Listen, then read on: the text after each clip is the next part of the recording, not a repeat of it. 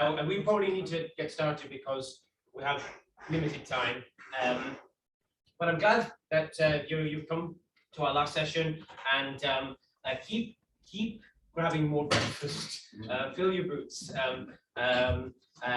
fuel yourself for the journey home.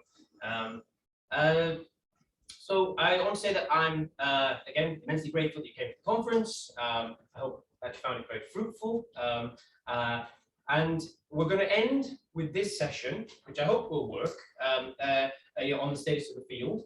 I know some colleagues need to leave before the end, promptly at 11. We have the room today, so we can go on a little bit. If we're still going, we're still in discussion. I'm pleased to say that I did check the recording and it worked. I think that I shouldn't have gone with the universal webcam because it's a bit fuzzy. But nonetheless, I just used my Mac webcam. But nonetheless, you can hear everyone very well. You can see everyone. So yeah, it's going to work. So I'll get them uploaded next week.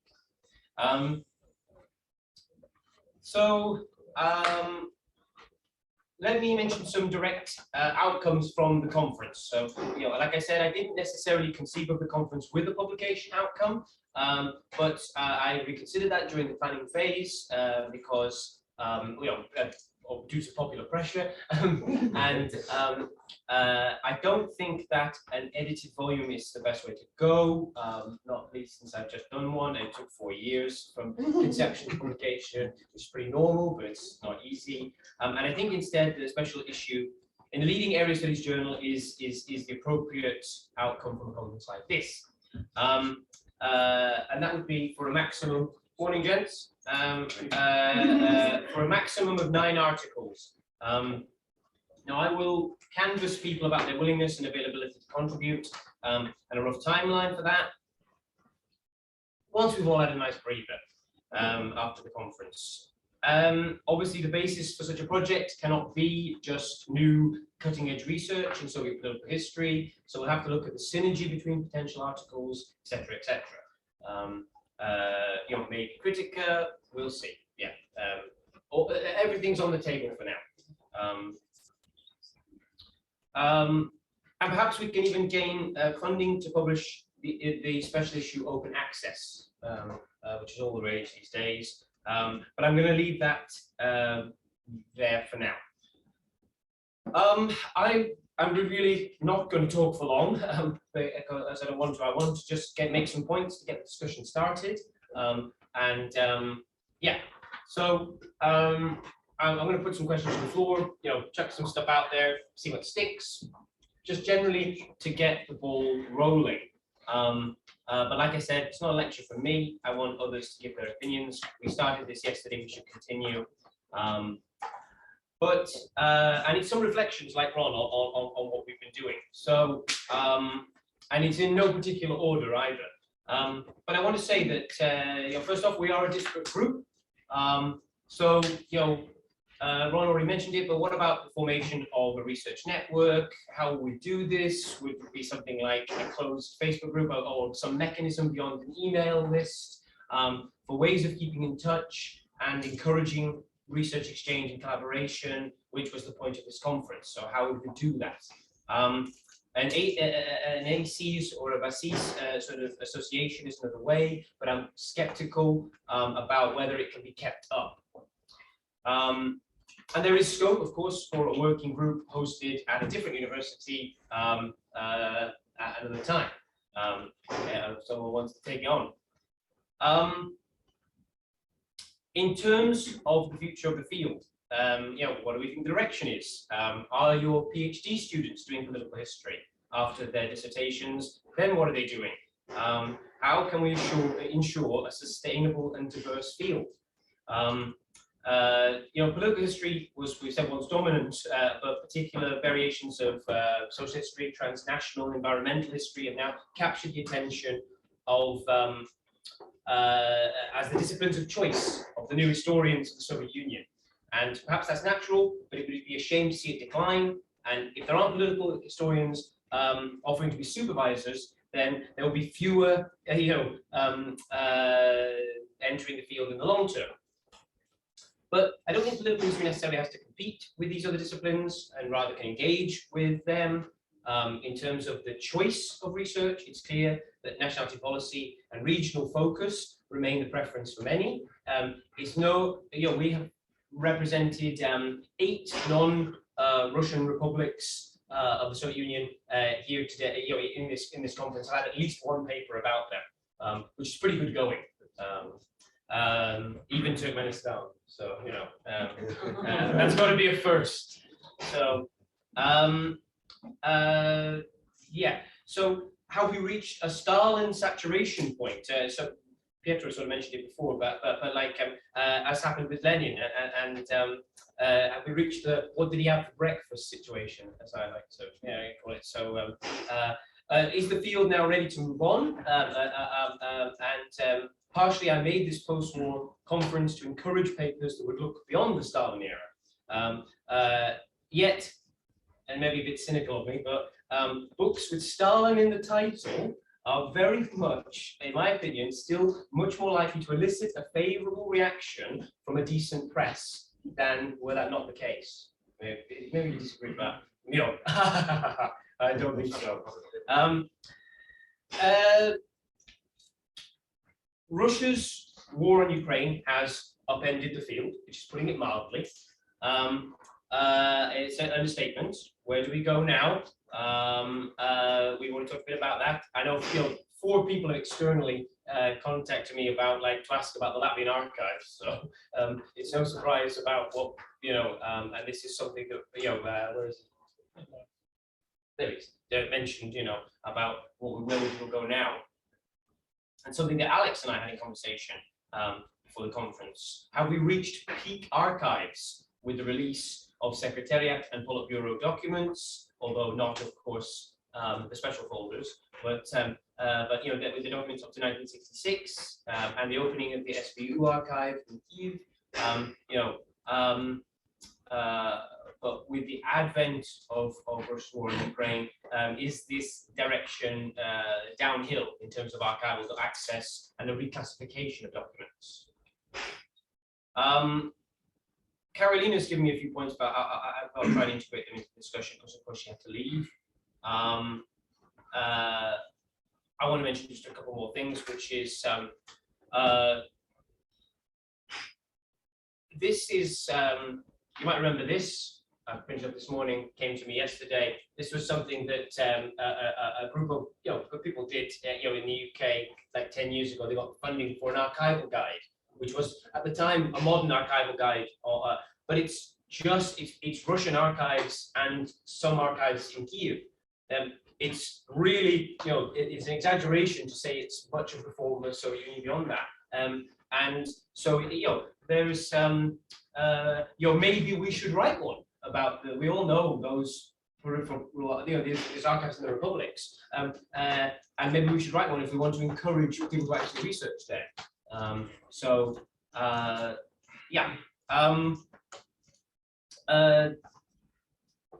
There's also a question, about women. I mentioned this in the program briefly, but one that are underrepresented in the field.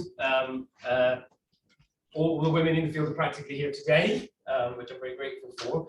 I also think that we are, well, many. All right, I asked a lot. They're saying they are already too many.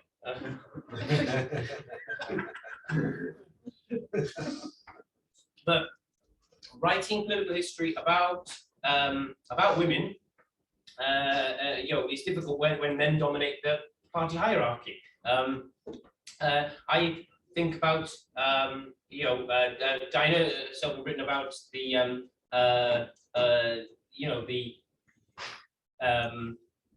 with regard to the Latvian nomenclatura, the women within the Latvian nomenclatura. But I can't, We should take right there, Putzema. Yeah. Yes, yeah, Putzema, yeah. Somebody just done it. Ah, that's good to know. I'm glad to hear it. Yeah. And then last point, and then actually I have a problem to then just make a few notices. Well, this decolonization has come up as well. Decolonization has been, I'm not a fan of buzzwords without substance. So it needs to be not just something that people just trot out without meaning it in terms of what are they doing. And so I thought about, I think what does decolonization mean to me? And I think it means a couple of things. It means having these conversations in the countries we study. Saulis is going to mention the Vilnius Symposium in a minute. It also means publishing with local historians, and this is a thorny topic for those in the West. I know, it's about respecting local traditions. In my opinion, it's about not just going to the archives, grabbing as much research as you cannot that isn't nailed down, and running back to the West and publishing it in a major journal, right?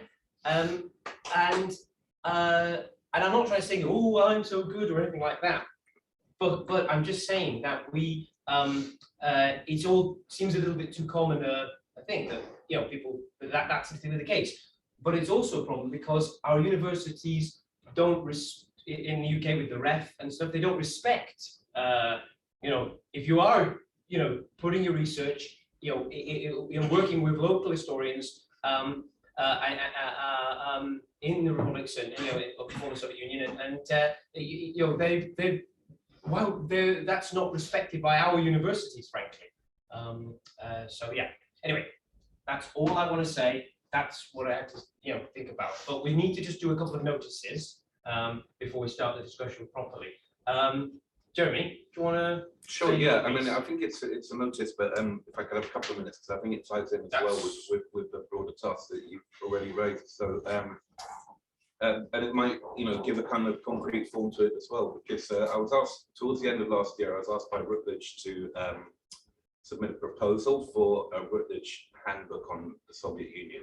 And these handbooks, they're big thick books of 40 full-length chapters they're looking for, and they were very keen, and I suppose that's why they approached me. But it would be a history of the Soviet Union, not the Russo-centric histories that are intended to dominate, that would reflect the experience of the whole Soviet Union. So I'm still not 100% sure I'm going to take this up. I mean, the reason I haven't done it though is I've been really struggling with, well, first of all, how would you structure such a volume in a way which it would reflect the experience of the whole Soviet Union? And the first idea is, well, you have chapters on each of the republics and maybe one or two other major nationalities, but the danger then is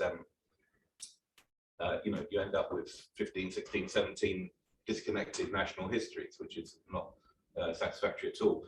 Which comes also to a point that Michael just made about working with local historians. I mean, what we've in the project that Tim and I are involved in on the history of Soviet Georgia, which is a mixture of local and I think it's mostly local, but some foreign students. And Stephen Jones, researchers, Stephen Jones, who's in charge of it, is at pains to tell the Georgians. He's giving them, Sheila Fitzpatrick and one Sunni people to read, so to get beyond this thing, which I've also encountered. I think Stephen's exaggerating actually, because he's a very good historian, the ones we're dealing with in Georgia. But I've been dealing with South Caucasus historians in other contexts, and it is quite difficult to get them thinking beyond their national boundaries. Even if they're writing about Georgia or Azerbaijan or Armenia in the Soviet Union or in the Russian Empire. It's what does the rest of that have to do with us? It's our national history. So this is kind of a task that kind of adds to I think one of the points you made about working with researchers from the region. So how to structure it was one question, and then from the question of how to structure such a volume with 40 chapters, kind of led to an even bigger question, which is what is the history of the Soviet Union? And I think this is kind of it goes beyond what you're suggesting, but I think we should be engaged with this because it's not obvious. It used to be obvious. It was Lenin and Stalin and Khrushchev and Brezhnev and Gorbachev. That was easy. That was a nice way of looking at the history of the Soviet Union. But we now know through the efforts of ourselves and our colleagues that that's entirely inadequate. There's not only a lot of other characters involved in it. There's not only social history involved in it and cultural history.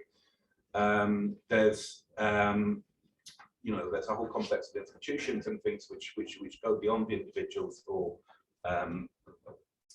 make the picture much more complicated there. And so my starting point is thinking, kind of around thinking, what is the history of the Soviet Union? That is thinking around a series of questions which both bring in the kind of newer approaches that most of us are involved in, but also doesn't ignore the old approaches. I did make this list before Ron's talk yesterday, so I'm not plagiarizing, but we tend to pick along the same lines anyway. And so how is the Soviet Union governed?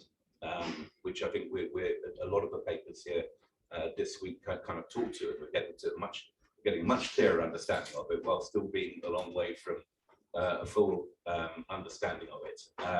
What was the? I mean, I prefer, rather than asking was the Soviet Union an empire, or talking about decolonization, but what was the nature of the colonial relations within the Soviet Union, which I think we've had some discussions about this week, and which are different in different places and different times and so on.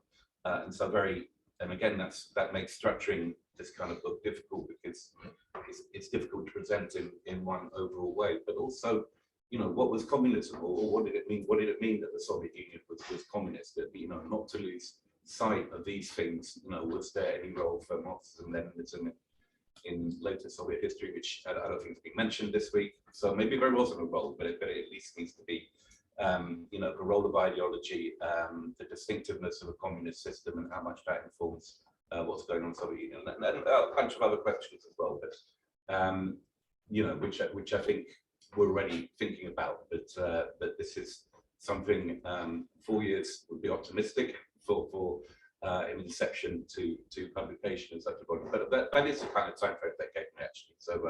So if I take it up, I mean also, we've got what, 17, 18 people in the room. So when you think, oh, we'll find 40 historians, well, we've already got we're already almost halfway there. 20. So 20, yeah. So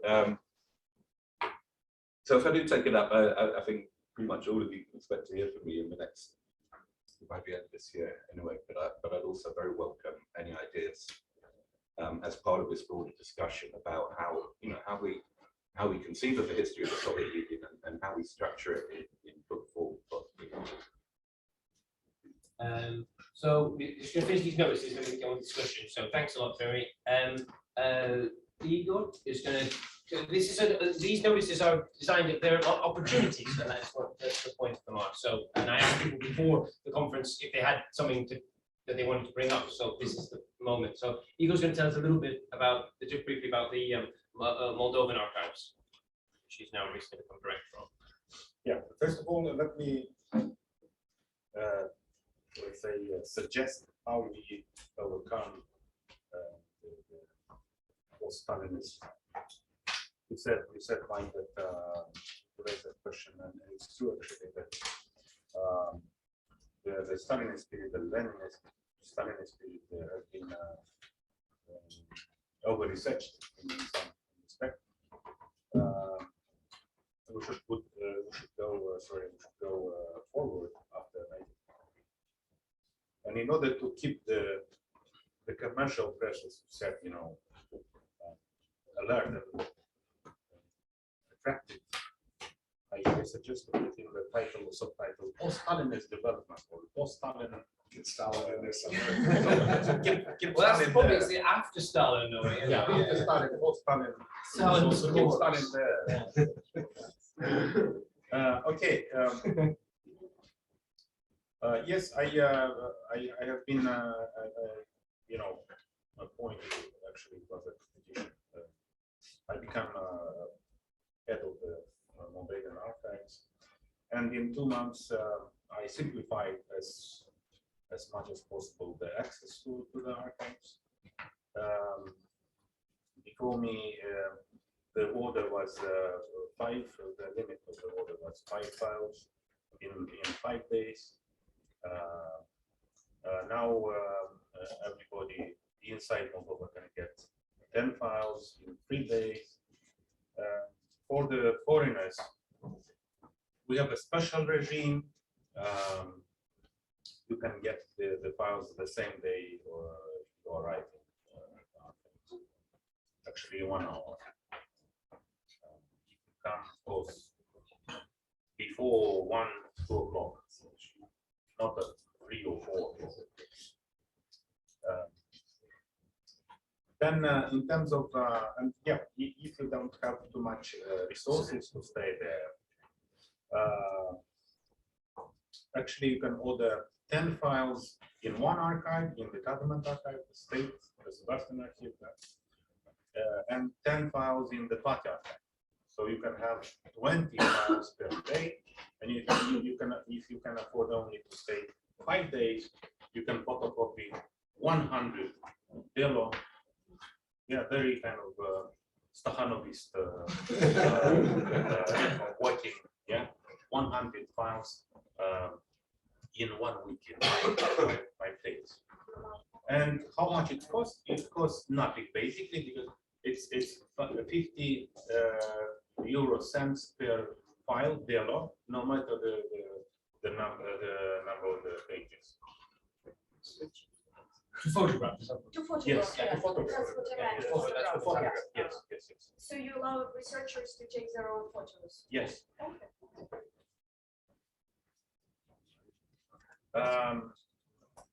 We started to photocopy, to digitalize the inventories. We have about 3,000 inventories.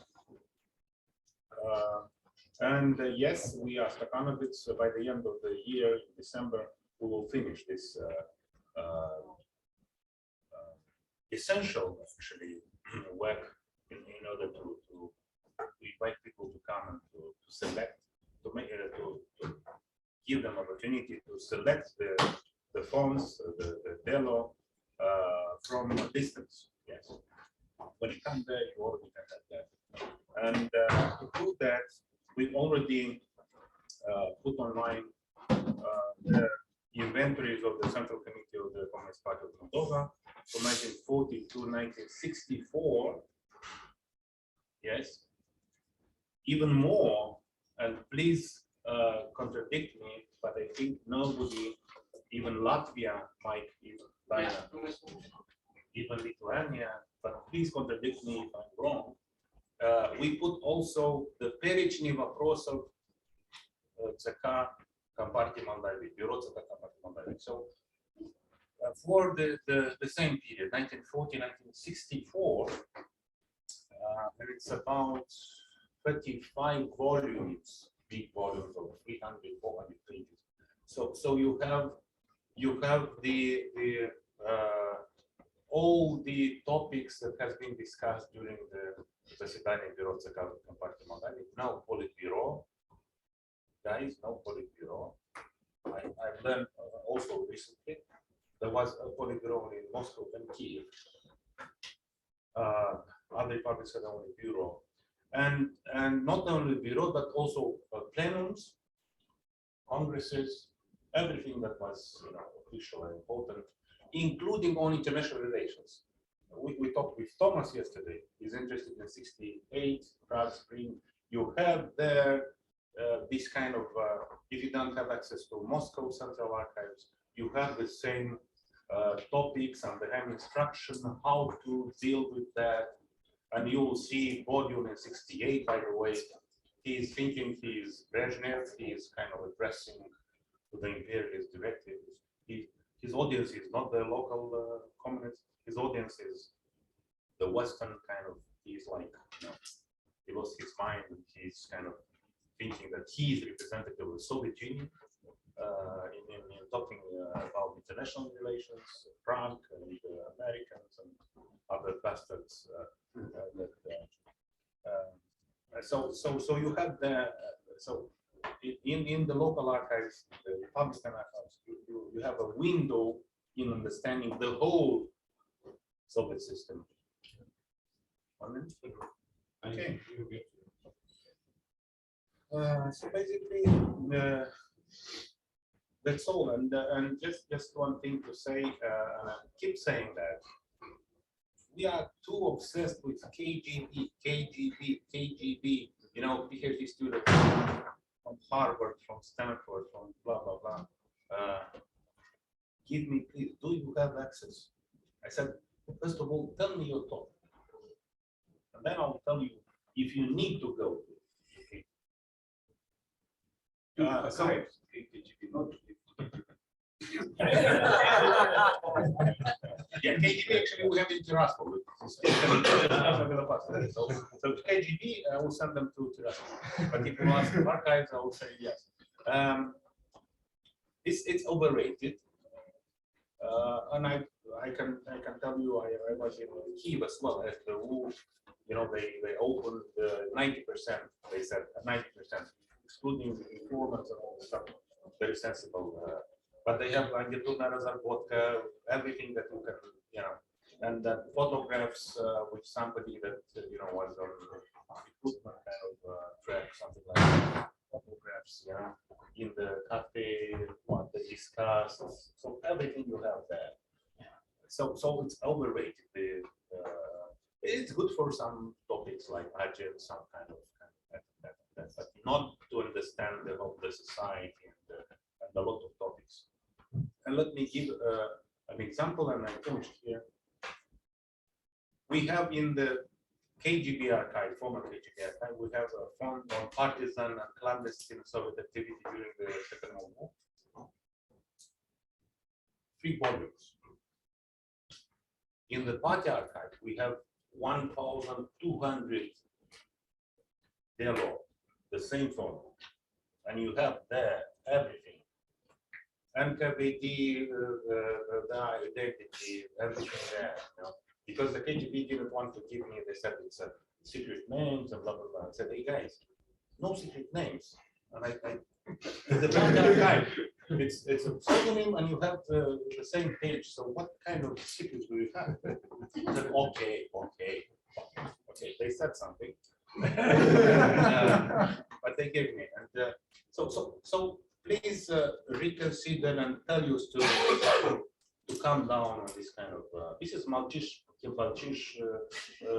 Kazaki Разбойники, I want KGB. Some of them I think they want just to put in CV that they have been in KGB.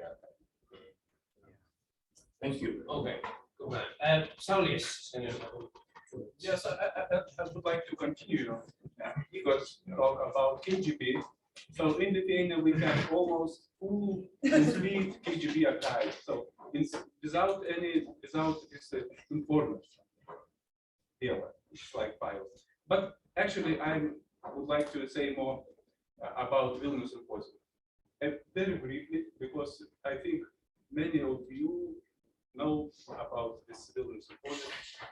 Yesterday I calculated a little bit and I found that 11 from 22 already participated in Vilnius Symposium, were visited Vilnius, and some of us participated in every Vilnius Symposium, so it's in 10 events. So that's me, myself. Daina, yes, participated in every. Yoram, I think in 2 or 3, yes? I think 3. 3. Become a mecca of Soviet studies. So, yeah, and it's important, I think, because as Ron said yesterday, that here we not just presenting papers, topics, but also we're building community. So, and Mike said about networking. So it's important to be in touch. And sometimes, it's not enough to keep these relations through emails, sometimes in panels, sometimes in Facebooks.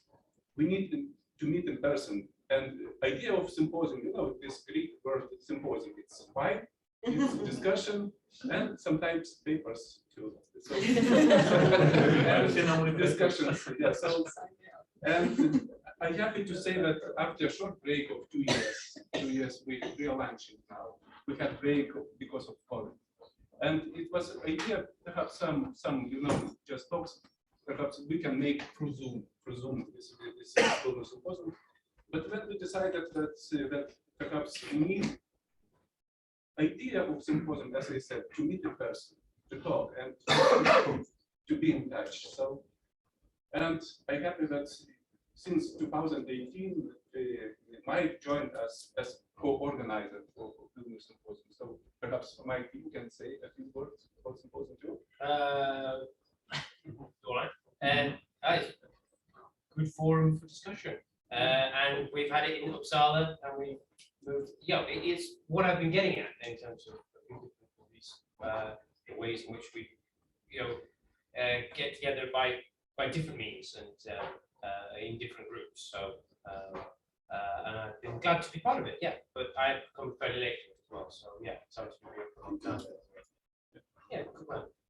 Tim is going to give us a surprise notice. Yeah, it occurred to me that this is a great opportunity to do this. And for the past 12 years, my organization, American Councils, together with the American Research Institute in the South Caucasus and the Caucasus Research Centers, have been organizing a series of weekly academic talks every Wednesday in Tbilisi, called the Works in Progress series, the Tbilisi Works in Progress series. Ron spoke there probably 10 years ago. Since the pandemic, like everything else, it went online. And as of this past Wednesday, we have returned, but in hybrid format. So it would be both in person and online. And it is multidisciplinary. We've covered practically every possible field there is. And because it's held and based in Georgia and the Caucasus, things tend to be about the Caucasus, but it can be about anything. We're very eager to have topics that are much broader. So if you are going to be in Tbilisi, please let me know and come to Tbilisi. Not just to Moldova on your way, come to Tbilisi. Good point. But even if you're not, and if you are interested in addressing a local audience, mainly in Georgia, but people now come in again virtually from all over the place.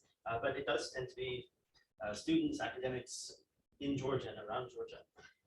If you would be willing, I would be very glad to have you, any of you, give a talk. You also virtually, Mike has given a talk. I have. Recently, Saulis gave a talk, and you spoke about this project, about the letters, and Mike spoke about cadres in Latvia. So it can be, again, it was great.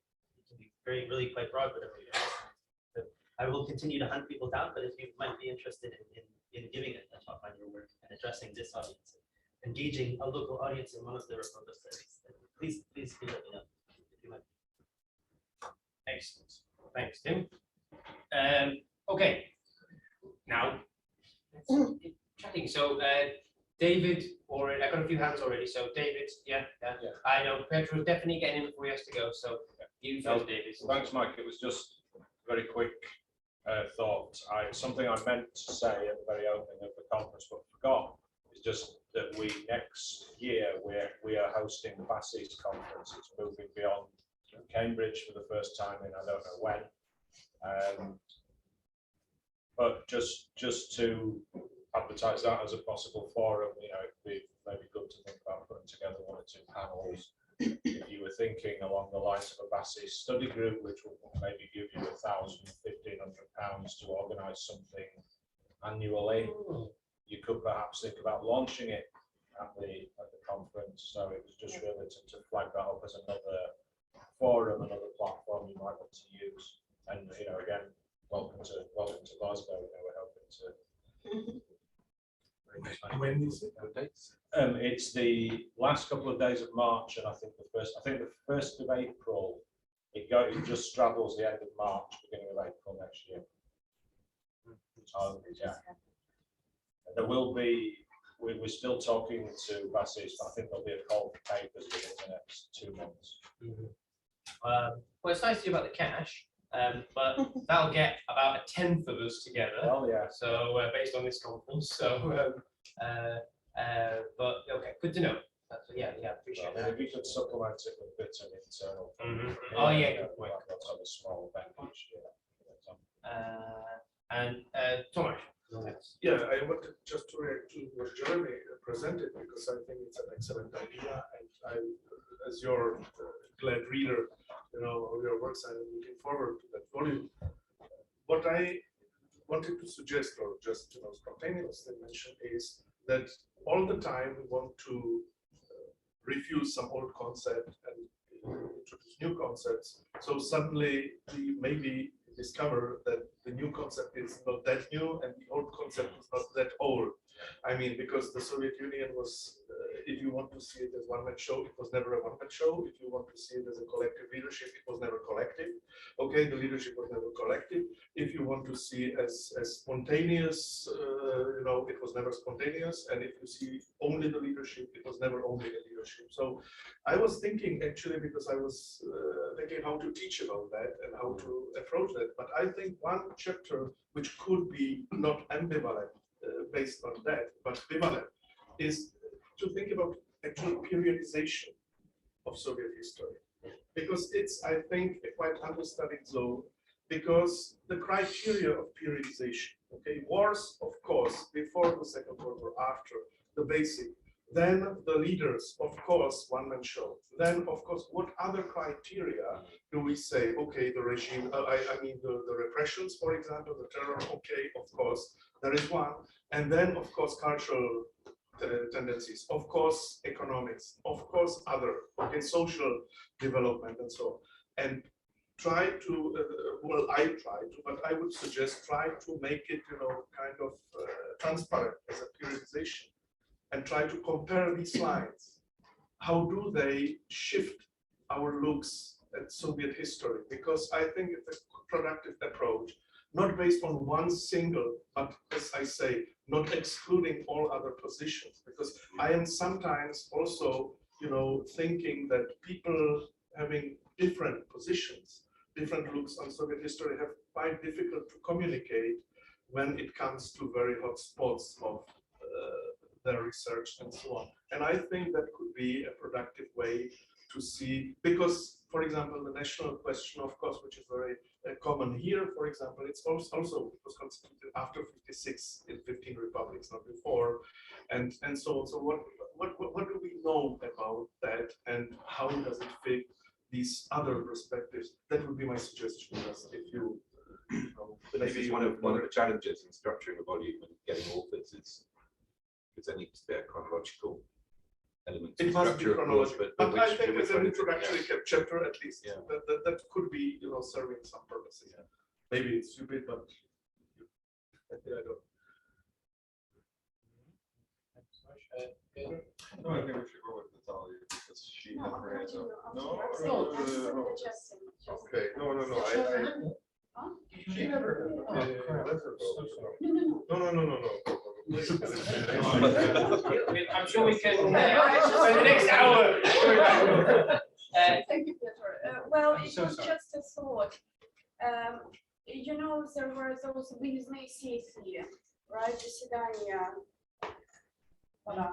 And I don't know, in principle, well, I'm thinking of my home Ukraine, and in principle, the Ukrainians should call a conference in Ukraine.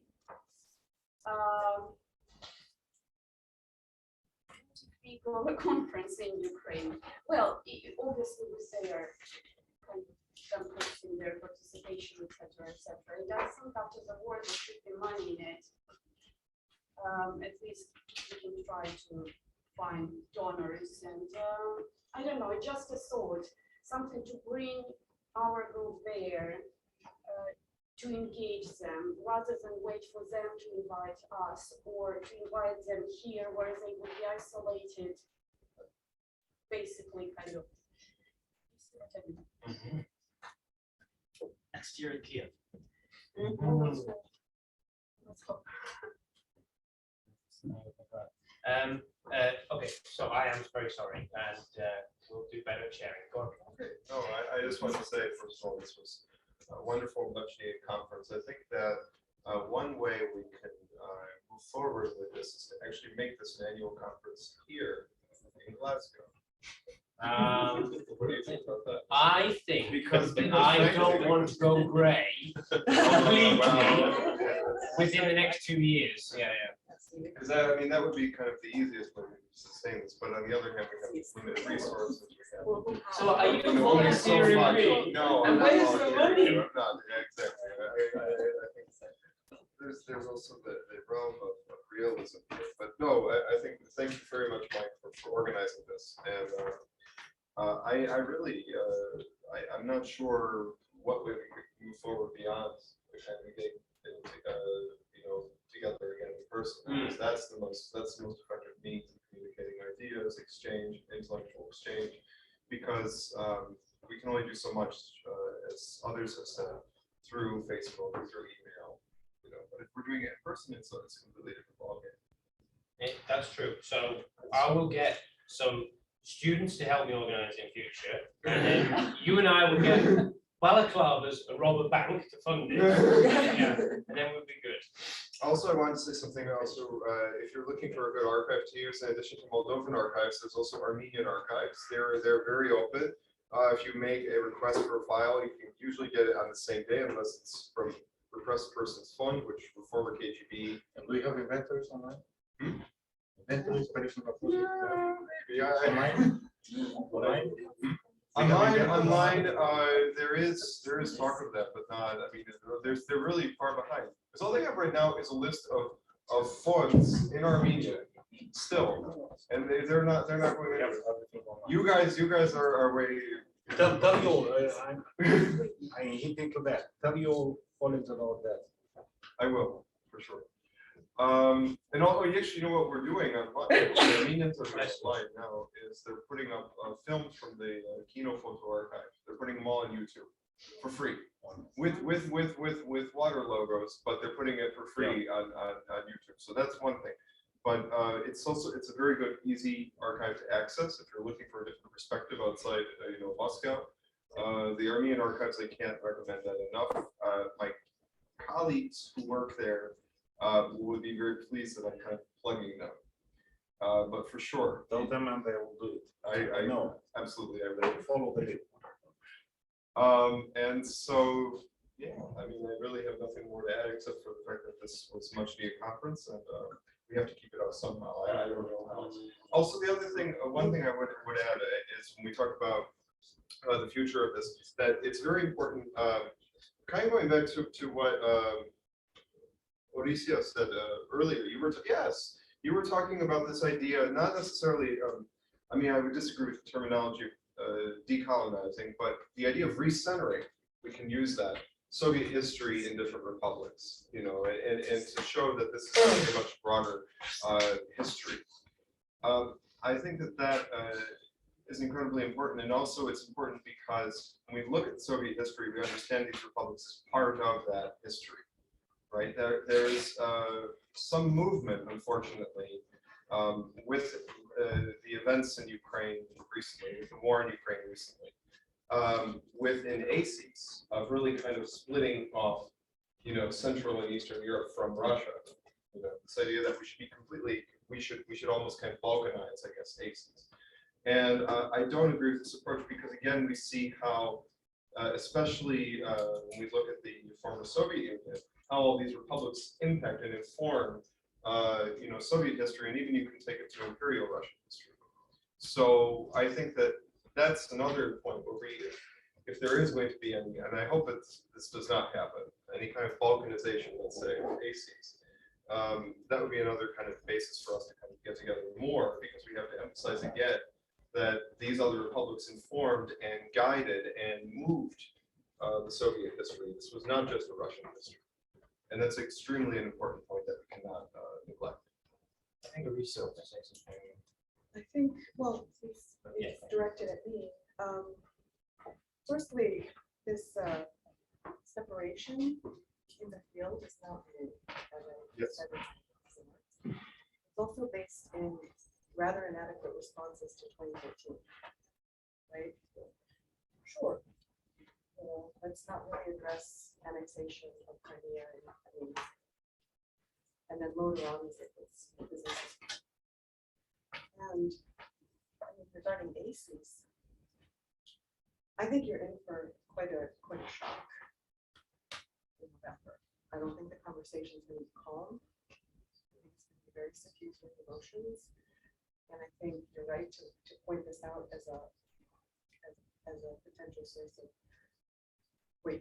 calm balkanization.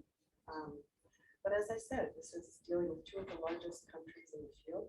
Yeah. And if you can't find common ground, I don't know.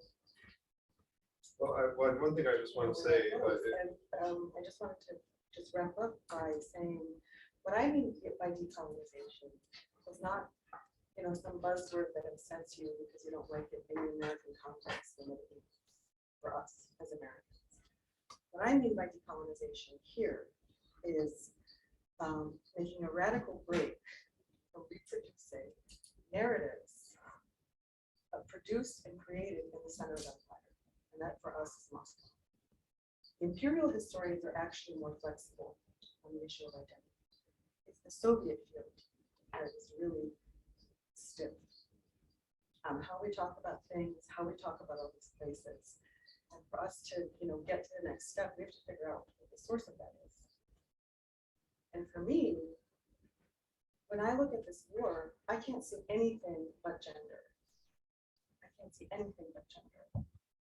And does that mean I have to make a break with this group? Because I can't focus on anything but gender-based violence? Maybe. Because I don't see, we don't deal with where are the women here. We laugh about it and say, oh, Fursila. But how in a place where 1/3 of the male population in some areas died as a result of Stalinism, famine, war, do we not see women represented in the leadership? For me, that's a big question. So that's what I mean by decolonize.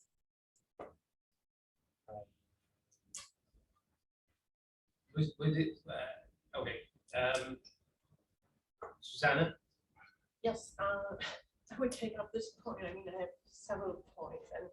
And when I saw your program, I was a little bit surprised that you put up the issue of women in the field, because I think we are not the right audience to treat this topic properly, and at least not in just passing by and, as Lucia said, jokingly.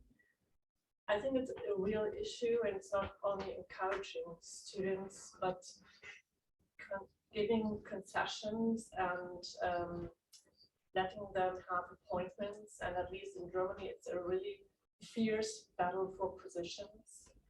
And it's a lot of culture, of communicative behavior, of how I try to claim a field for me. And so I think this is really the major topic, but nothing for us here. And it's not only, of course, who is doing history. And by the way, I have not the idea that our audience is representing the field, because I know more women doing post-Stalin history than men. So they are not attendant here. And yes, so we better leave this. And I mean, given that the Politburo was only men except Fursila, yeah, we should do inquiries and research, and we should write biographies on Fursila. I mean, at least she has a series, right? So only Brezhnev and Fursila, at least something. So we should continue in this direction. And yes, so this is, yeah, just a comment. Yes, please don't mistake me, because I very much like this conference, and to me it was really like coming back into the field. I don't reuse this word because it has a different subtext in English than in German. It was like 2 years Corona, just being in a black hole, and yes, carrying on with teaching online and somehow think about your research, but not being really able to do it. And then the war, even worse. I mean, in Germany, we say jokingly, we all want, we wish we were back to Corona, right? Because it was so much easier to somehow cope with Corona than with this war. And so I have the impression of, okay, so research lives on, life goes on. And I especially like this conference, and I'm normally very suspicious about conference because it's really a major investment of time, and I think time is the most precious we have, yeah. And so I think probably we all think, is it worth going, right? And it's very important, who will you meet? And I really was happy, and I'm happy that I re-met a lot of people I haven't seen for years, and that I met a lot of new, very nice guys and people. And secondly, of course, that the topics were so interesting. And I think they responded perfectly to the new situation with the war, and that we should decolonize or decenter research and going to the so-called periphery and understand Soviet history from the periphery. To the centers of the faith. Yes, and do it vice versa. Say this is the center and important to understand the history. And I still have no idea or answer to do this. I mean, I accepted the invitation to write a history of the Soviet Union on 128 pages. So this is what Tim Publisher said, 128 pages, not more. And I'm afraid I very much repeated the old narratives. I mean, I tried to include much more from the periphery about Central Asia, about Caucasus, and especially about Ukraine. But now more, I was wondering, is it possible to tell the story of the Soviet Union really with focusing on the republics around and trying to leave out Moscow, or just understand Moscow from the point of view of the periphery? So I have no answer, but I think this is really the challenge we have to face. And that is why I'm so happy that we all are here, because I was very much always focused on Moscow and Russia. And although I spent a lot of time in the archives in Ukraine and Moldavia, in Kazakhstan for my Brezhnev biography, it was nevertheless all, yes, concentrating on the center. And I never asked myself how much he felt Ukrainian, or what does it mean to him to be in Moldavia or in Kazakhstan, etc. So I learned a lot about Baltic history, about Ukrainian history, about Turkmenistan. So it was really inspiring. And yeah, maybe one last remark. My impression is that we already passed some years ago this peak of Stalinist history and already moved on to post-Stalin history. And I even have the impression that we are already at the shift to doing perestroika history. And I was really happy to see and hear a lot of papers on perestroika history here. And I know a couple of persons in Germany doing perestroika history. I think so we are already in the next period. Yes, so thanks a lot. And I think we put on the table a lot of important questions, and of course we have no answer yet. Maybe in 10 years we will see better what happened now. Yeah, cool. Obviously, it was not my intention to pass by the issue.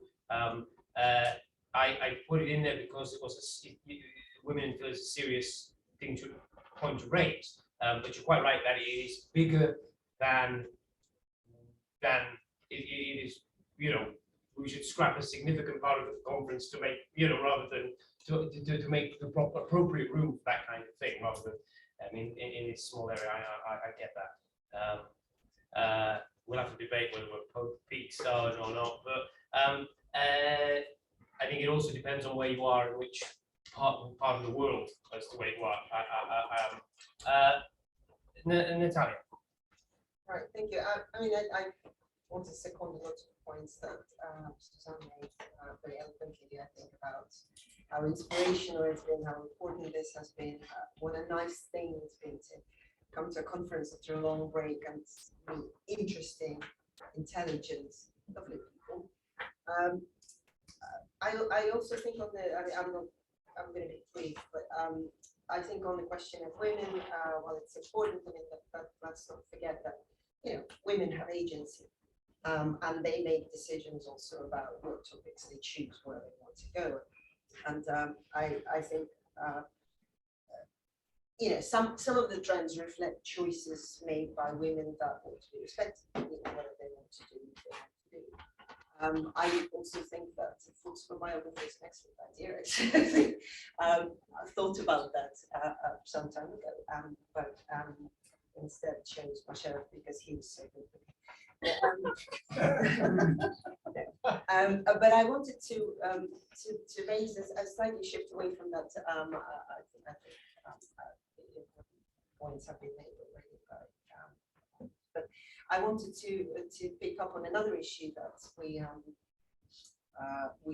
mentioned earlier in discussions already, and that the very nature of this conference, a gathering of political historians or political history event, and I think again that's something Jeremy made me think about again with the mention of this volume. How do we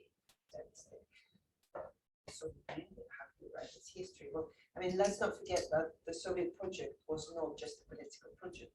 It was a social project. It was an economic project. It was a cultural project. It was to change that part of the world and the rest of the world in all those ways.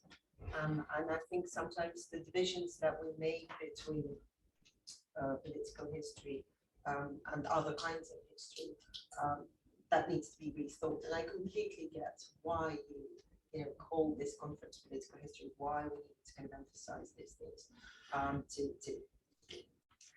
to kickstart certain processes and thought processes about how we do Soviet history. But we need to do this now. We have so much rich, so much rich scholarship that brings different approaches together, and we must keep that in mind. That the Soviet project itself, like the question, what is communism? What is it about? It's not just about politics, or rather, politics is everything else, and everything is politics.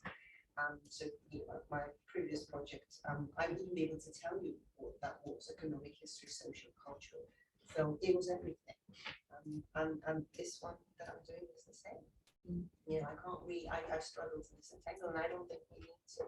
I think we need to keep our horizons open. Yeah, and as Ron told us, even Spotty gave us blessing. She finally decided that you can do political history. I mean, I've just written a book on Stalin's tea. That was the political turn. Yes. Yes. I mean, it was of the time, that social history needed to be kickstarted, but the whole thing, and it's great matter how they all that. Arisa, did you get what you wanted to say in before? Because I have to. I think so. Yeah. Okay. Then Alex. Thanks. So we've been invited to talk about the state of the field, and I want to sort of take on board everything that's been said so far, my own points of view, and also some of the points being made by Professor Suni and by Sasha Titov as well. My own view on the state of the field until now has actually been sunnily optimistic. I think we did have an archive explosion. I think that tremendously enriched our knowledge of how the Soviet Union worked. And I think for me, the two most exciting things when I was coming up as an academic within this field of Soviet political history were, one, this move away from straightforward center-periphery relations in the Soviet Union, seeing the Soviet Union as a collective endeavor, and to seeing the republics competing with each other, and to seeing how politics worked out at the local level in the border bank. But the other really exciting thing for me, which we haven't talked about, was not only the incorporation of gender perspectives in post-colonial discourse, but also looking at Soviet politics in a global perspective, and actually looking beyond the Soviet Union itself and looking at the socialist world.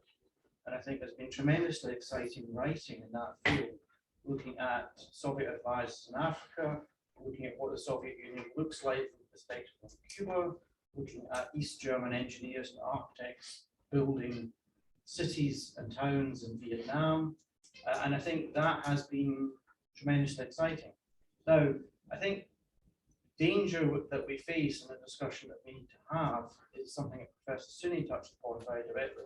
I happen to agree with him.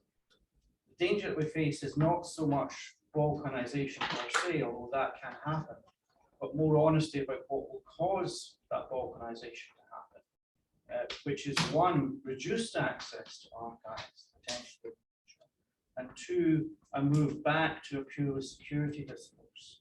The field stands in real risk of becoming heavily securitized, with grant funding given only to projects that look at country X in terms of threat country Y in terms of under threat.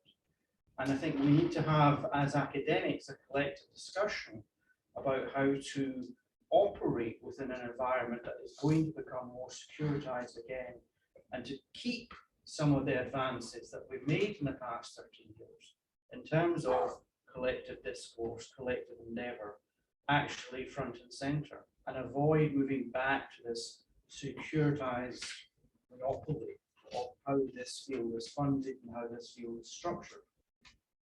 I don't know necessarily how I do that, but how we do that, but I think one of the ways that we can do it is to have these periodic meetings and to keep the momentum going, at least within the academic community, in terms of the advances that have been made.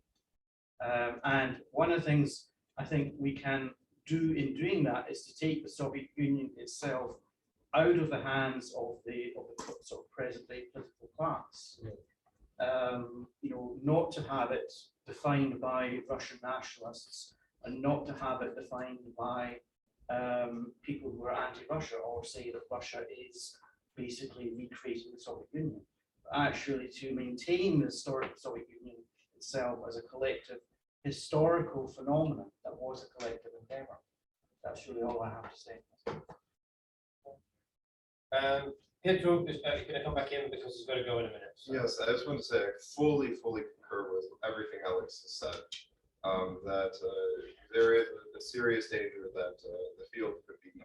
I mean, that we need to kind of maintain our independence from kind of, you know, political forces who might want to try and influence, you know, the outlook of our research. And actually, this kind of gets to kind of what, you know, Ron was saying yesterday, that people have this, you know, kind of, or there was this kind of intention not to study, but to indict Russia, or to indict communism, or to indict the Soviet Union. And this is, I think, you know, a very serious concern indeed. And this is why actually I'm partially concerned about this kind of you know, decolonization or anti-colonial rhetoric, because I hear like Armenian nationalists in Armenia using this to basically attack Russia, or to attack, or to like claim, you know, territories of neighboring states or whatever.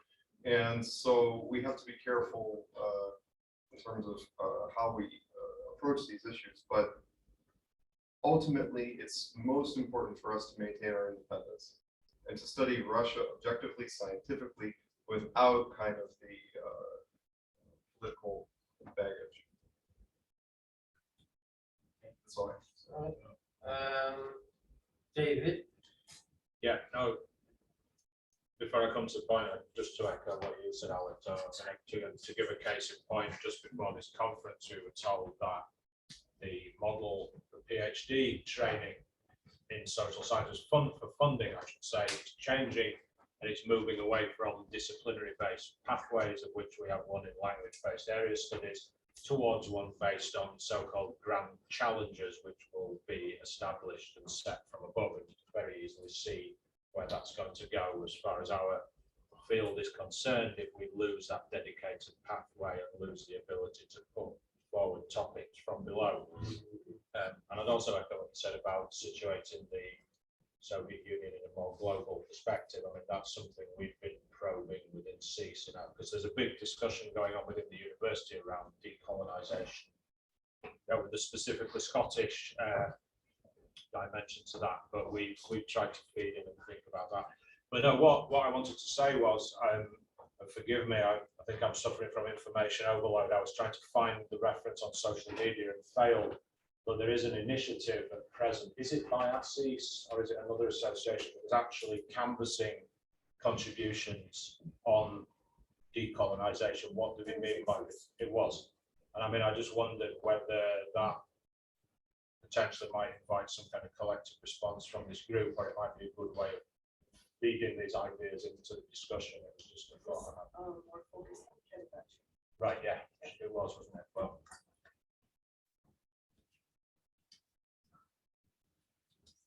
David? Yeah, that's me. Okay. Thank you. Martin? Thank you, Michael.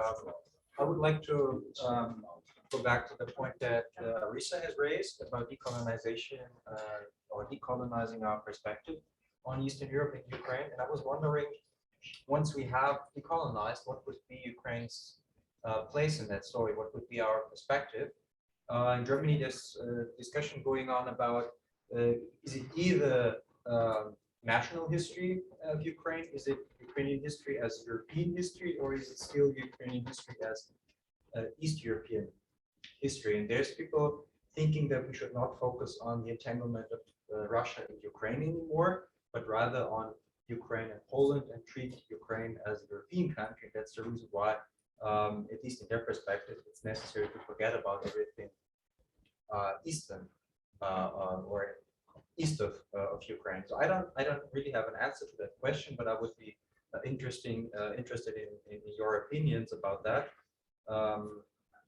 And it also made me wonder about another point that's connected to it, because it seems to me that although the field has developed in a direction that honors transfers, entanglements, maybe also comparison, at least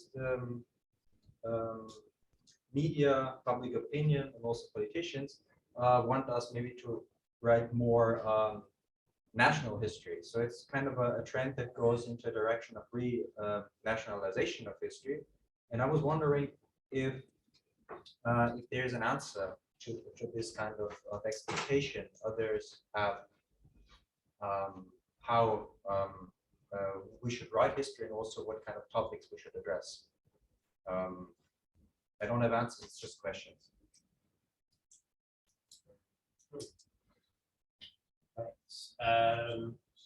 Ron. So one of the problems with political history originally, and the reason there was a kind of dissent and revolt against it, was that it was narrow, exclusionary, and about great men and states and politics and everything else left out. And what we've been hearing from the left wing over on that side of it, to the left of you, I mean, is that we need, because we're the really left wing. So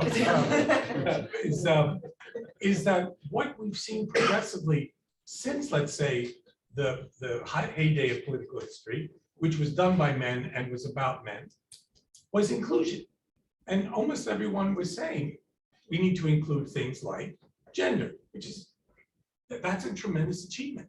And what was the contribution there? At first it was, don't forget to include women, not just Furtsova, but other women. And so it was additive. And then something very radical happened. When you started talking about not just women, but gender, and you began to question whether gender was a natural category or is somehow culturally and socially constructed, the whole field, I mean, the whole discipline of history exploded.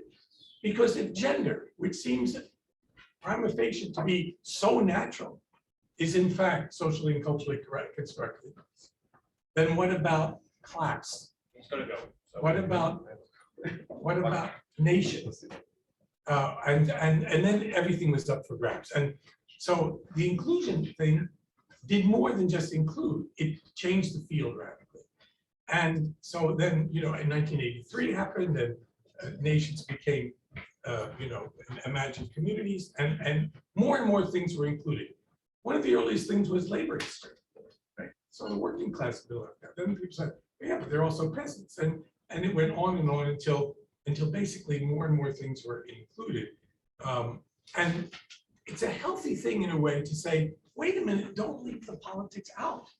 You know, now but you can't do that. I think I was trying to say this yesterday, not so clearly. You can't do the politics without the other stuff. Right?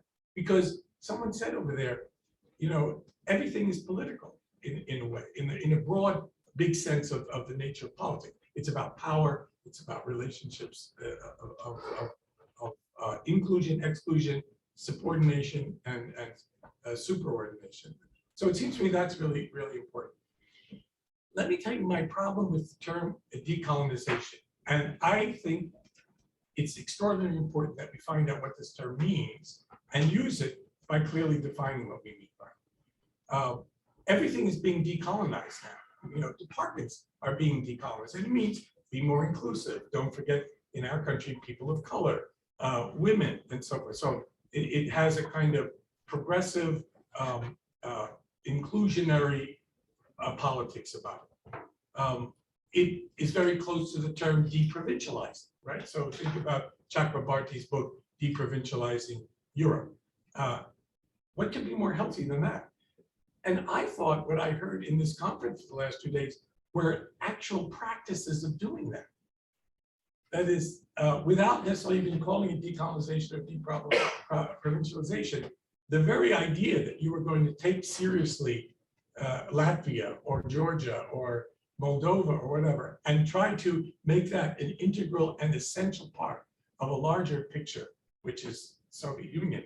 And Alex's point is very important here, that also it has to be more global or transnational or whatever. Seems to me you're doing that, and that's why this community should be preserved and promoted. I'm an optimist, you know, communist optimist. Well, I'm also an optimist. And I like it. I mean, I like Natalia's idea, which of our inter-republics conference, which is, yeah. And I was going to always conclude this by telling you that I was going to see at my Republics and Regions conference we're going to have. And I think we should call it Death of the Center. That's what we call it. Yeah. Oh well, you can be optimistic about death. No. Thanks, Ron. Nikolai. Connie, you say yes.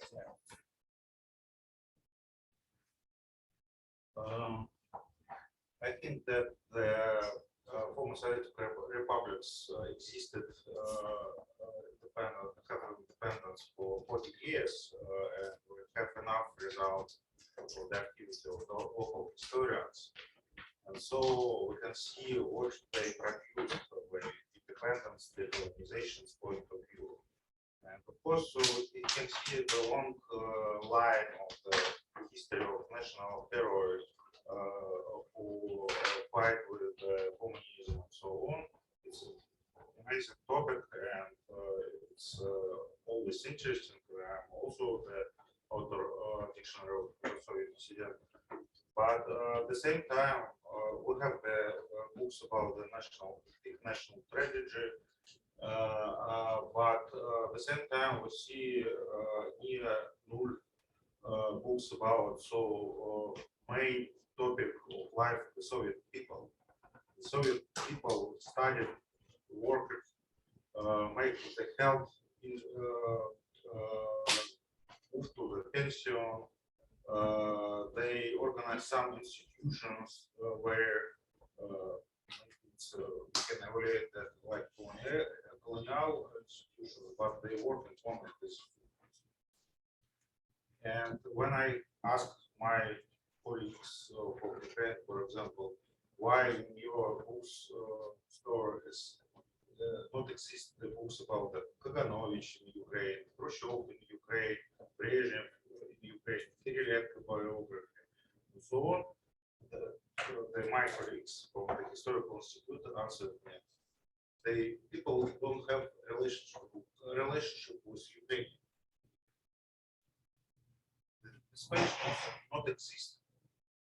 Like the topic, the people from the Institute of History sites Ukraine, when I asked to make the observe the memoirs of Soviet bureaucrats in Ukraine, which was published in Ukrainian, say our chief not support. It's not the program of our institution. We are not support this site. So the problem is not the anti-colonial point of view. It's enough people who have this point of view. The problem is that in many independent states, history used for national building.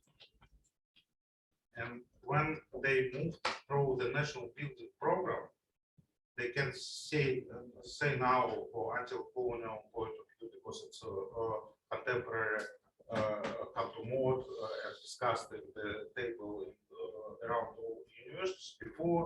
It's also clear we stay, we make our state and so on.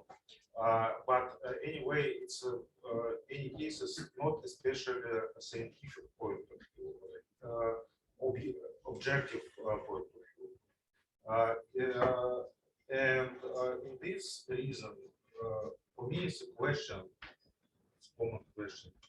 Why generally not exist the book about the institutions which exist in the Soviet Union? So in every republic was the Council of Ministers, a local ЦК, important ministerium, and so on. But nobody stated the problematic how it's working. Okay, it was maybe colonial institution, we talked about the contemporary story, or anti-colonial point of view, or colonial institution. But anyway, not exist such work. Maximum we have the work about the local clans in Ukraine, for example. Exist some authors who wrote about, most of them about the Dnipropetrovsk group, but not about the Kharkov or don't know Kiev group. But anyway, generally for me, when I wrote the book now about the economic political Soviet Union, I found that not exist the book about the Central Soviet institution also. The main center of power in the Soviet Union, evaluated from colonial and anti-colonial point of view, was gender point of view, from the borders point of view, there's some another point of view, but the books don't exist in principle. And I don't see in general the big number of PhD students who want to study that. The people like to describe some common problems, or in any cases some biographies. Biographies also very good relation to research, but anyway, the person working in the borders of some social system or the administrative system, and we know about this system.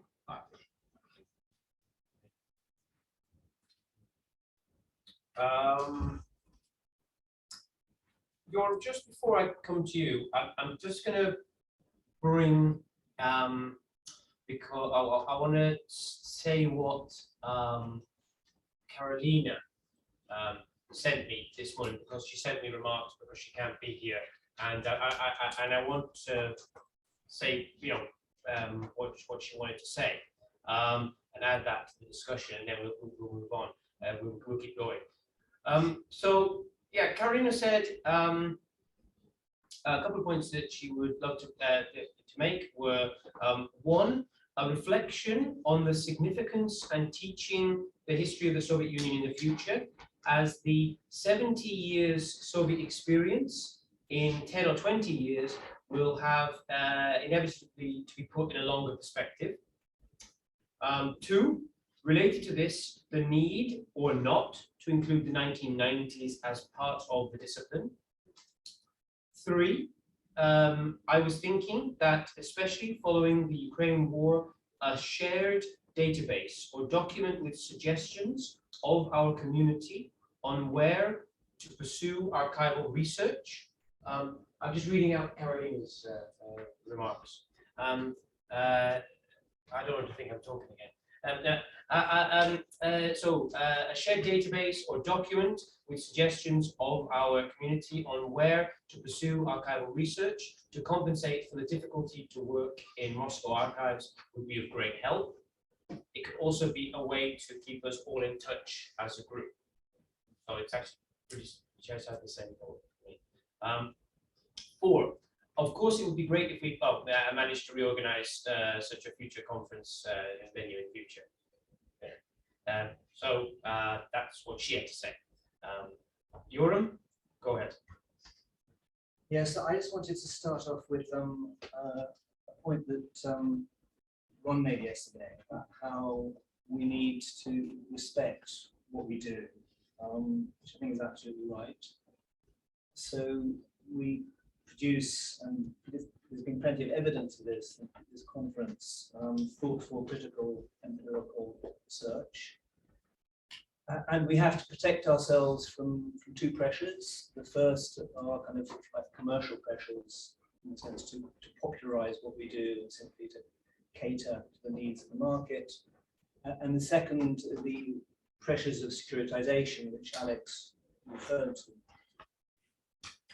At the same time, I think that when we reflect on Jeremy's question, how do we structure this sort of book that Jeremy is editing? One of the things that I think we need to think about is our role and our position in the general production of knowledge. What is our kind of particular niche? What is our contribution to the general production of knowledge?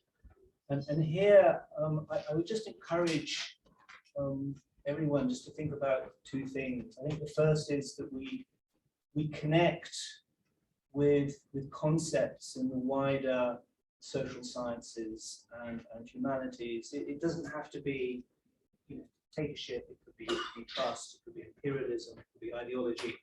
There are many others.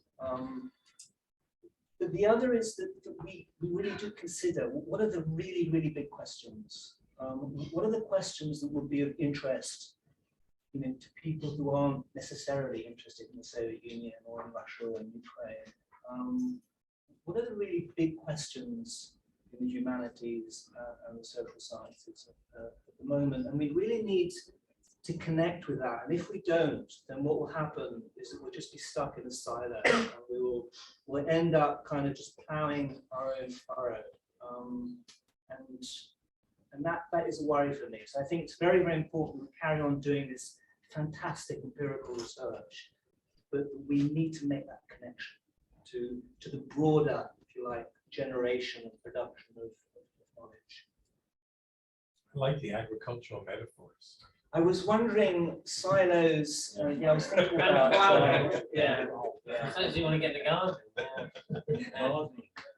I actually thought at one point saying that we were going to die as a field. But I thought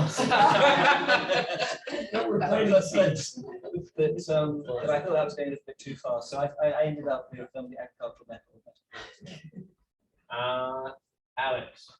Oh, thanks. So something kind of echoing what Yoram just said and what Martin said earlier about just kind of reflecting that. Also, Rumtuni was saying that as well, in the sense that you know, can we really do history of Soviet Union or history around Russia, countries around it, without actually particularly political. So we always have politics inside Russia. It's whether it was anti-communism, communism, anti-communism, Soviet Union, now it's a pretty it's very emotional.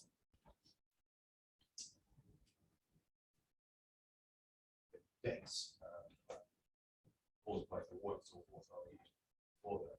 So, I mean, I think there's something kind of is an important thing to be aware of and to reflect on our own principle, reflect our research,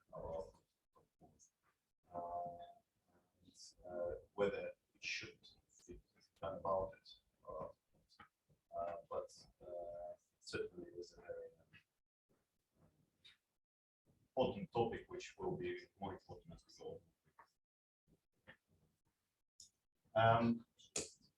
I mean, related to that is this issue that, you know, we should move away from Moscow and we should try to write Soviet Union, but, you know, it also kind of caution not to go to extreme. I mean, can you write history of the Soviet Union without talking about Russian Federation, about Moscow?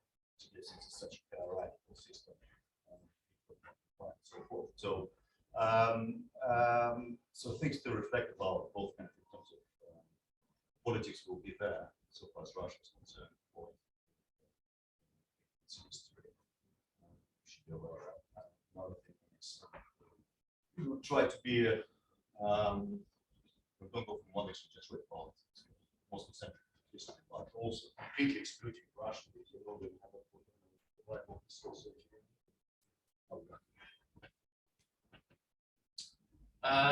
Okay, thanks. Conscious of the next group having to go shortly, so Ricardo. First of all, I wanted to thank Mike for making this possible and for proposing the continuation of such a network. I think that this must be the main effort that we should concern now.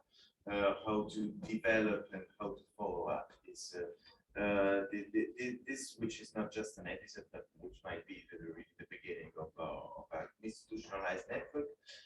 My proposal on this, I don't want to get into too many debates that we touched, but what I wanted to say about the possible developments of these networks might be even to open some call for papers. I mean, at the moment, we are just building among ourselves, but I was just surprised to see, as far as we might open a call for the future episodes, for future conferences, how this might attract people that we are neither we have no idea about the research, about their existence, and so my proposal was just to keep to follow with every year.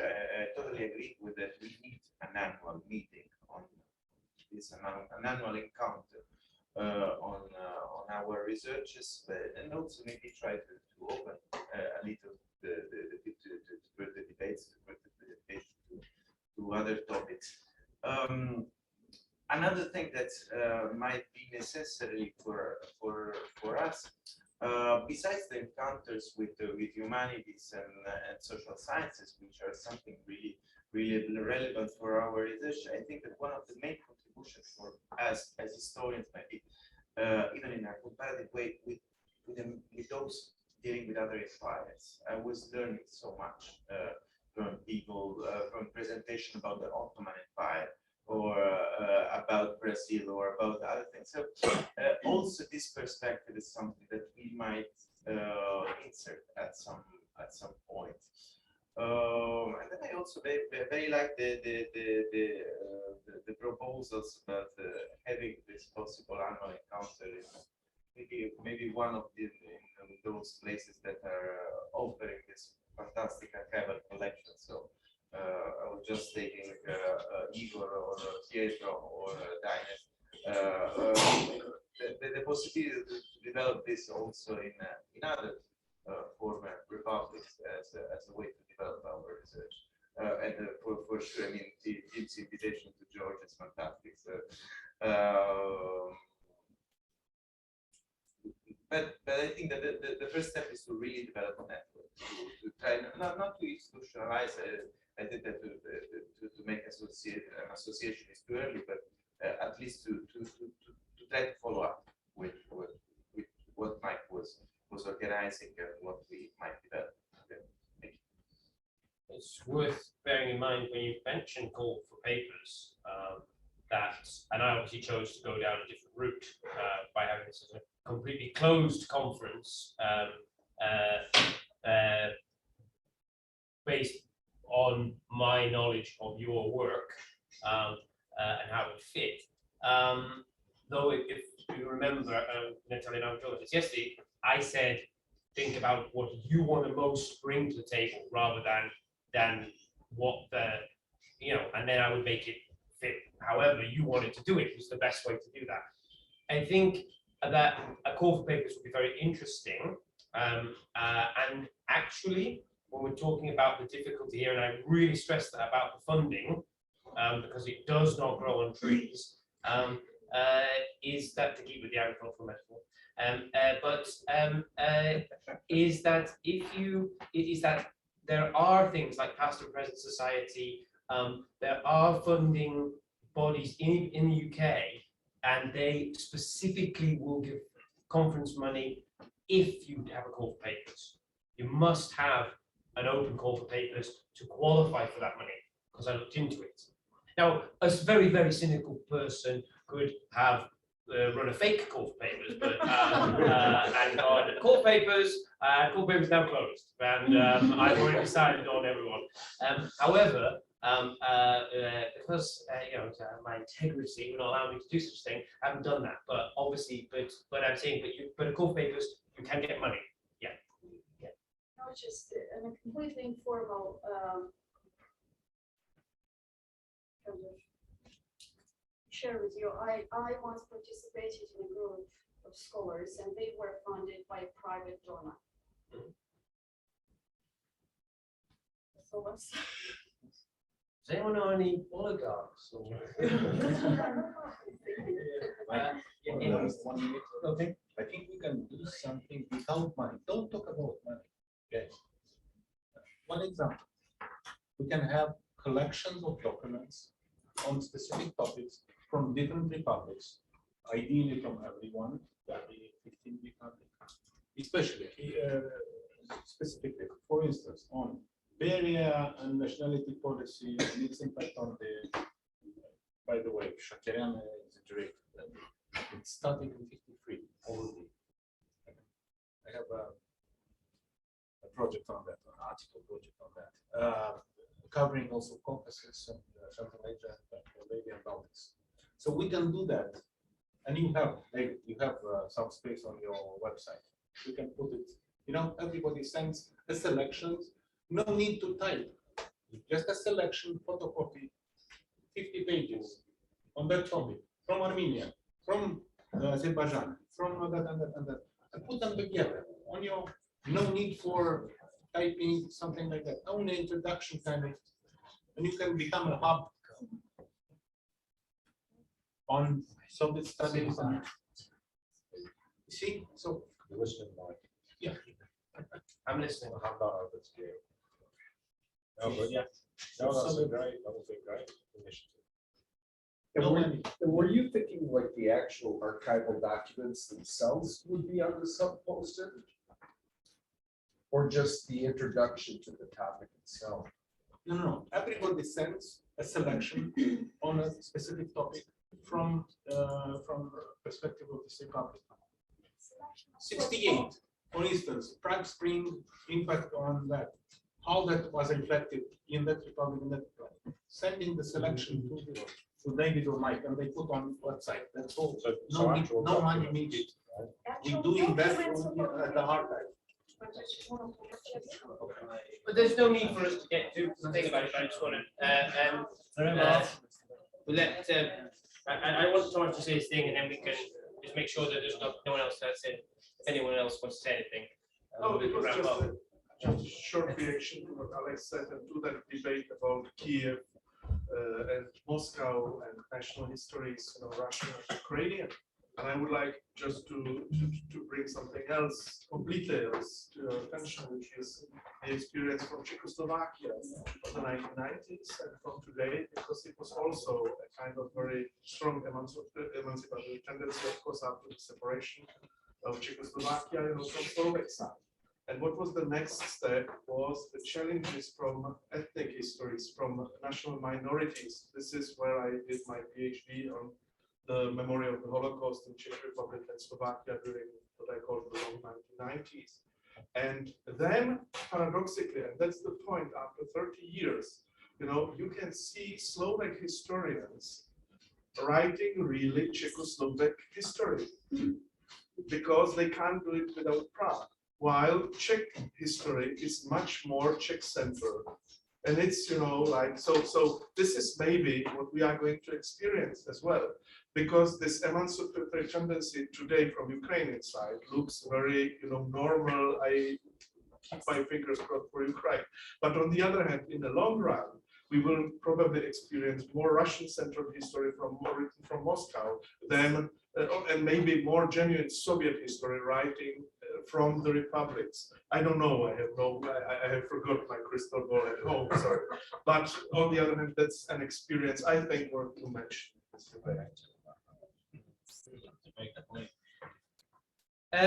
Yeah. Following your point, Thomas, it seemed almost inevitable to me. I hope I'm wrong, and I hope you're wrong, but it seems inevitable that given the war, the tendency will be, and others have mentioned this, to write more nationalist history. And I've had conversations about this with Ukrainians, and they want to write a history that basically excludes Russia as much as possible. And that will be what will be taught. And the people in the West who promote this, like Anne Applebaum or Tim Snyder or whatever, they are heroes. They are people who receive, imagine, I'm always suspicious of historians who receive medals from governments, which is the exact opposite of what we should be doing. And yet they're promoting and providing those kinds of histories with the imprimatur of private universities or fancy journalistic locations in the United States. And that's what's going to succeed. And at the other hand, you're going to get the Putinesque imperial Russian history, or a new kind of Russian nationalist history on the other side. That's why I was trying to maneuver yesterday and saying that we got to keep doing what we do, which is this more difficult thing that won't get medals, will probably be criticized. I take pride in being called Davajan in Armenian, that is traitor, because they don't like the history. They don't even like my history of the genocide, because I tried to explain why the Young Turks would murder 1 million of their own citizens. For Armenians, you don't have to explain that. They're Turks. That's what they do. So you have these kind of reductionist, almost racist arguments. And you hear this, already, that Russians are a certain kind of people who carry out a certain kind of warfare, unlike the United States, of course, which has killed more people in the world since 1945 outside of their own country than any other country in the world, and yet doesn't have this negative image that the Russians are now suffering because of what they've done.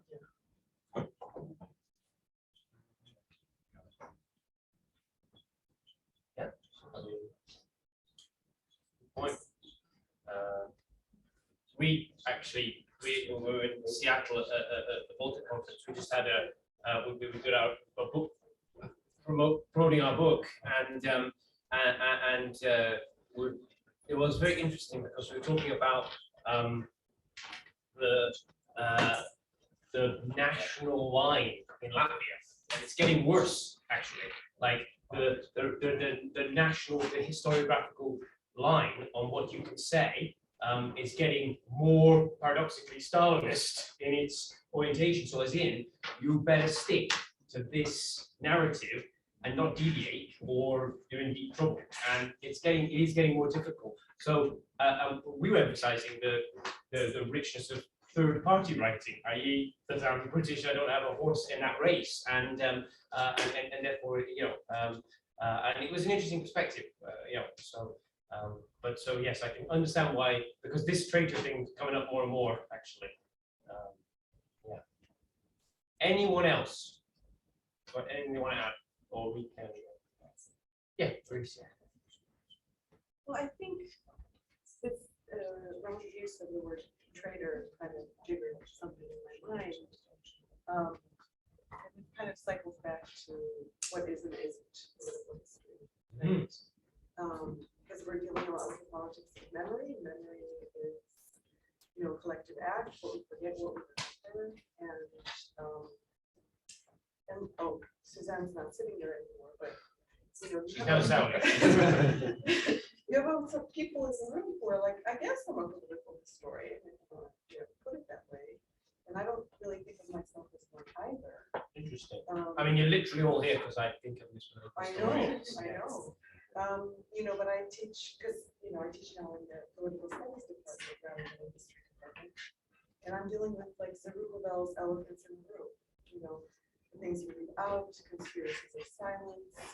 And it's especially pronounced within your own communities if you're pushing back against narratives that they have also established. So I think that's definitely something to keep in mind. It's also coming for us as specialists. What do you mean? We have to talk in an even tempered way about these difficult questions. So and I don't know, aside from just keep doing what you're doing, sort of hold the course with everything that's going. Maybe this thing you said about I don't think of myself as a political historian. I say I do because that's what I'm writing. Maybe I'm desperate for you to think of yourself as a political historian, and that's why yeah. I mean, we can wrap it up if everyone's happy. Yeah, we've had a good innings. So if that's the case, then it remains to say to me, Don't forget your books. Or please forget your books, because if you do, then they're mine. I'll give them a good home. You've seen the bookshelves in my house. So anyway, thanks again for coming from, really from bottom of my heart, because I really appreciate it. You have a safe journey home. Thank you.